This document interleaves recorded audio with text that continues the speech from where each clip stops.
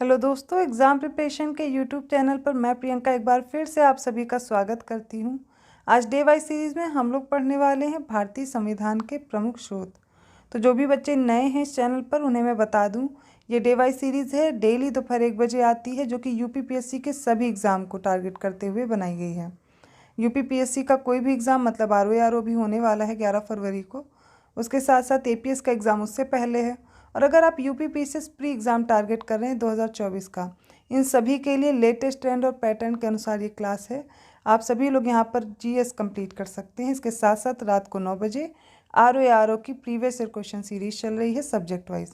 तो दोनों को फॉलो करते रहिए। इस चैनल पर प्लेलिस्ट बनी हुई है, आप चेक कर सकते हैं और सारी क्लासेस आप एक एक करके प्रिपेयर कर सकते हैं।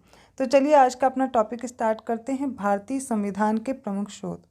तो सबसे पहले मैं बता दूं, जब भारतीय संविधान बना तो उसका जो ज़्यादातर भाग है वो तो 1935 का जो एक्ट था, 1935 का जो एक्ट था उससे लिया गया है। लेकिन अलग अलग देशों के संविधान का अध्ययन करने के बाद भी कुछ चीज़ें ऐड की गई, वो हम लोग एक एक करके पढ़ेंगे और यहाँ से प्रश्न आता ही आता है। तो सबसे पहले बात करते हैं ऑस्ट्रेलिया का संविधान। यहाँ से क्या क्या लिया गया है? समवर्ती सूची, व्यापार, वाणिज्य और समागम की स्वतंत्रता, संसद के दोनों सदनों की संयुक्त बैठक।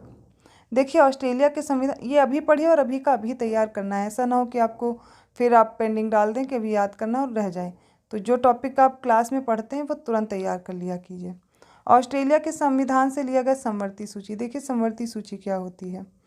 3 तरह की सूची होती हैं, एक होती है केंद्र सूची, एक होती है राज्य सूची और तीसरी होती है समवर्ती सूची। ठीक है, तो सबसे पहले केंद्र सूची में देखिए, जिसमें केंद्र कानून बना सकता है, उसमें जो भी विषय दिए गए हैं। फिर बात करते हैं राज्य सूची। अब राज्य सूची में राज्य के विषय दिए गए हैं, उस सूची में उस पर कानून बनाने का अधिकार राज्य को है। तीसरी सूची समवर्ती सूची, ऐसी सूची है जिसमें केंद्र और राज्य दोनों कानून बना सकते हैं, दोनों के पास अधिकार है। तो समवर्ती सूची ऑस्ट्रेलिया से लिया गया है। व्यापार, वाणिज्य और समागम की स्वतंत्रता और संसद के दोनों सदनों की जो संयुक्त बैठक है वो कहाँ से लिया गया? ऑस्ट्रेलिया के संविधान से। अब बात करते हैं जर्मनी का वाइमर संविधान। यहाँ से आपातकाल के समय मूल अधिकारों का स्थगन। देखिए आपातकाल नहीं लिया गया, अगर आप बोलें कि आपातकाल जर्मनी का वाइमर संविधान, नहीं। यहाँ पे याद ये रखना है कि आपातकाल के समय जो मूल अधिकारों का स्थगन हो जाता है वो कहाँ से लिया गया है? जर्मनी के वाइमर संविधान से। आप देखते हैं 20 और 21, आर्टिकल 20 एंड आर्टिकल 21, इनको छोड़ करके बाकी सभी जो मूल अधिकार हैं वो स्थगित कर दिए जाते हैं आपातकाल की स्थिति में। तो ये याद रखना है, ये कहाँ से लिया गया है? जर्मनी का वाइमर संविधान है। फिर आता है सोवियत संघ, पूर्ववर्ती का संविधान, मतलब सोवियत संघ जब बना हुआ था तब का है। तो यहाँ पर उससे मूल कर्तव्य लिया गया है प्रस्तावना में न्याय। अब न्याय कितने प्रकार का? सामाजिक, आर्थिक और राजनीतिक, इसका आदर्श लिया गया है। तो सबसे पहले बात करते हैं मूल कर्तव्य। तो मूल कर्तव्य सबसे पहले हमारे संविधान में नहीं थे, जब संविधान बनकर तैयार हुआ तब उसमें मूल कर्तव्य नहीं थे। मूल कर्तव्य बाद में ऐड किए गए हैं। ठीक है, बाद में कैसे ऐड किए? स्वर्ण सिंह समिति की अनुशंसा पर इनको ऐड किया गया। पहले इनकी संख्या 10 थी, लेकिन अभी संख्या कितनी हो गई है? 11 है। दूसरा हो गया प्रस्तावना में न्याय। न्याय कितने प्रकार के प्रस्तावना में दिए गए हैं? सामाजिक, आर्थिक और राजनीतिक। अब यहाँ पे प्रश्न पूछा जाता है धार्मिक न्याय, मतलब पूछा जाता है इनमें कौन कौन से न्याय हैं प्रस्तावना में जो सुनिश्चित किए गए हैं। अब वहाँ पर धार्मिक भी जोड़ दिया जाता है, तो धार्मिक नहीं होगा, आपको पहचान रखनी है। कितने प्रकार के न्याय हैं? सामाजिक, आर्थिक और राजनीतिक न्याय। तो ये कहाँ से लिया गया है? सोवियत संघ के संविधान से। अब बात करते हैं फ्रांस के संविधान से क्या क्या लिया गया है।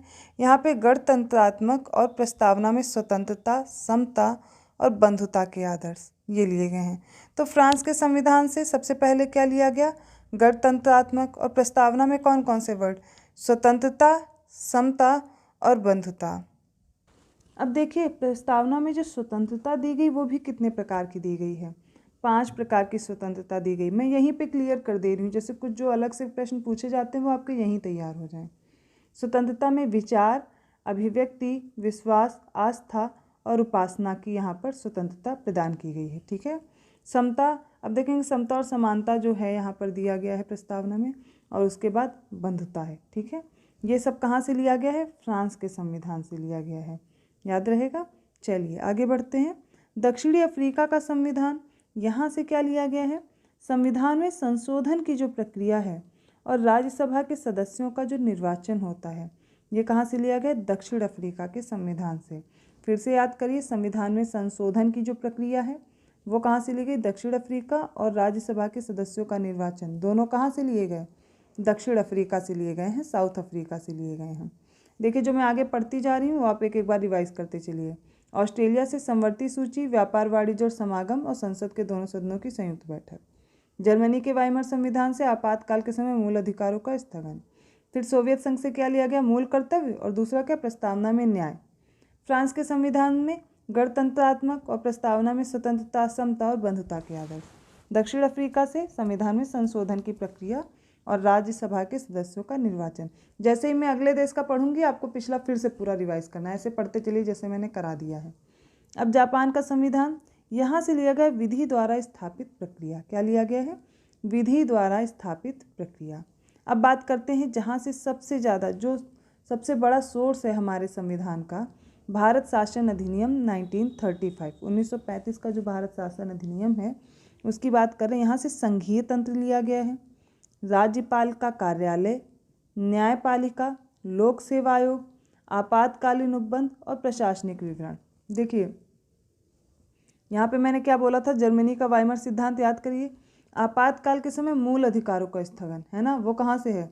जर्मनी के वाइमर संविधान से। लेकिन आपातकाल कहाँ से लिया गया है? भारत शासन अधिनियम 1935 से।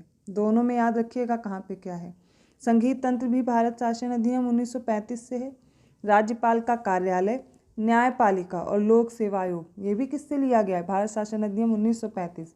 आपातकालीन उपबंध हो गए, प्रशासनिक विवरण कहाँ से हैं? भारत शासन अधिनियम 1935। तो जितना अभी पढ़ा इतना रिवाइज कीजिए। आगे बढ़ते हैं। अब पढ़ने जा रहे हैं ब्रिटेन का संविधान। तो ब्रिटेन के संविधान से क्या क्या लिया गया है?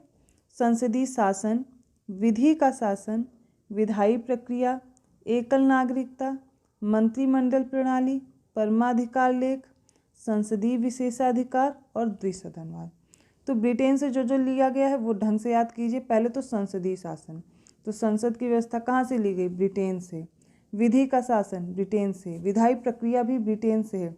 एकल नागरिकता मतलब हमारे यहाँ सिर्फ भारतीय नागरिकता मिलती है, किसी राज्य की नहीं मिलती, तो एकल नागरिकता है, हम भारतीय हैं, ठीक है, और कुछ नहीं आपको याद रखना। तो ये कहाँ से लिया गया? ये ब्रिटेन के संविधान से। मंत्रिमंडल की प्रणाली भी कहाँ से? ब्रिटेन से। और फिर देखेंगे परमाधिकार लेख, संसदीय विशेष अधिकार और द्विसदनवाद, सब कहाँ से है? ब्रिटेन से लिया गया। एक बार बार इसको पढ़ते रहिए तो याद हो जाएगा। फिर संयुक्त राज्य अमेरिका का संविधान देखिए, यहाँ से क्या क्या लिया गया है। यहाँ से आपको याद रखना है मूल अधिकार, मूल कर्तव्य आपको मैंने याद कराया है। अब हमें याद करना है मूल अधिकार। तो मूल अधिकार आपको प्रोवाइड किए गए हैं कहाँ से? संयुक्त राज्य अमेरिका के संविधान से। उसके बाद न्यायपालिका की स्वतंत्रता भी कहाँ से ली गई है? अमेरिका से। न्यायिक पुनरावलोकन का सिद्धांत यहीं से है। उपराष्ट्रपति का पद, उच्चतम न्यायालय और उच्च न्यायालय के न्यायाधीशों का पद से हटाया जाना, और जो राष्ट्रपति पर महाभियोग की प्रक्रिया है वो कहाँ से? अमेरिका। तो याद कैसे करेंगे? मूल अधिकार, फंडामेंटल राइट्स कहाँ पे? अमेरिका। फिर न्यायपालिका की जो स्वतंत्रता है ये भी अमेरिका से ली गई है। न्यायिक पुनर्विलोकन का सिद्धांत कहाँ से? अमेरिका। देखिए, उपराष्ट्रपति का पद फिर कहाँ से लिया गया? अमेरिका से। और राष्ट्रपति पर महाभियोग लगाया जाएगा कहाँ से? ये भी अमेरिका से, याद कर लीजिए। अब जितने भी न्यायाधीश हैं वो उच्चतम न्यायालय के हों या फिर उच्च न्यायालय के हों, उनको हटाए जाने की भी प्रक्रिया किस में आएगी? अमेरिका से। तो चाहे राष्ट्रपति हो, चाहे सर्वोच्च न्यायालय या उच्च न्यायालय के न्यायाधीश हों, इन सबको हटाने की जो प्रक्रिया वो कहाँ से ली गई? संयुक्त राज्य अमेरिका से। ठीक, उपराष्ट्रपति का पद अमेरिका से, याद रहेगा। आगे बढ़ते हैं। आयरलैंड का संविधान, राज्य के नीति निदेशक सिद्धांत, ठीक है। और फिर क्या हो जाता है? और फिर याद कीजिए राष्ट्रपति की निर्वाचन पद्धति और राज्यसभा के लिए सदस्यों का नामांकन कहाँ से? आयरलैंड से। तो राज्यसभा के लिए सदस्यों का नामांकन कहाँ से? आयरलैंड से। राष्ट्रपति का निर्वाचन कैसे होगा वो कहाँ से हमने लिया है? आयरलैंड से। और संविधान का भाग 4 जो कि नीति निदेशक तत्व है वो भी कहाँ से लिए गए? आयरलैंड से। भाग 3 में मौलिक अधिकार में, भाग 4 में क्या है? राज्य के नीति निदेशक तत्व हैं। अब बात करेंगे कनाडा का संविधान। यहाँ से क्या लिया गया है? सशक्त केंद्र के साथ संघीय व्यवस्था, अर्थात यहाँ पर जब चाहे राज्य अपने आप अलग नहीं हो सकते, तो यहाँ पर सशक्त केंद्र है उसके साथ संघीय व्यवस्था की गई है। अवशिष्ट शक्तियों का केंद्र में निहित होना, जैसे कि अभी मैंने बताया कि 3 तरह की लिस्ट है। जैसे विषय दिए गए केंद्र, राज्य और समवर्ती।